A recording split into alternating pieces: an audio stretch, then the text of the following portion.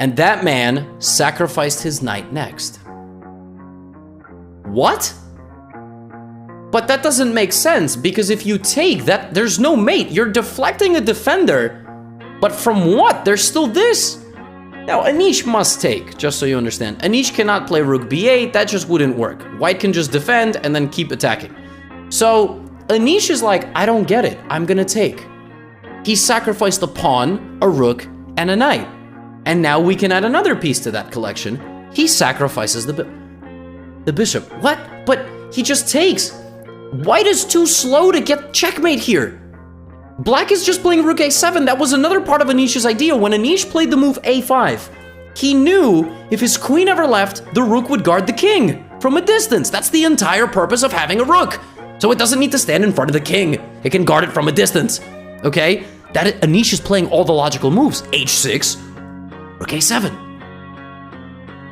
What I think ANISH overlooked is that white does not need to take the bishop yet.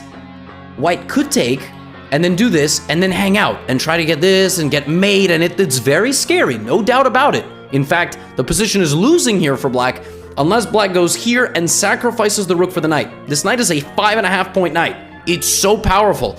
And rook h1 is simply unstoppable here. That's probably what ANISH thought was going to happen. But Mamedyarov plays rook h1. The joker card of the attack has been revealed. The h-pawn was never going to take the bishop. The h-pawn needed a boost. White threatens mate in 2. h7, knight g6. The king is smothered to death in the corner of the board with a full army of pieces around. That is 25 points of material rendered useless. Oh my goodness. Rook h1 and h7 is on the way. The only move here that does not lose for black on the spot is rook to f6. Rook f6, rook h6. ANISH is like, that's losing. I might as well go out with a bang. Rook f2. But where is the bang? h7. We know that if the king goes this way, there's mate. But what about here? He sacrifices his queen. He makes a new one. He gives a check. The black king must now step away from the rook, otherwise he will be forcefully removed. The rook is now gone.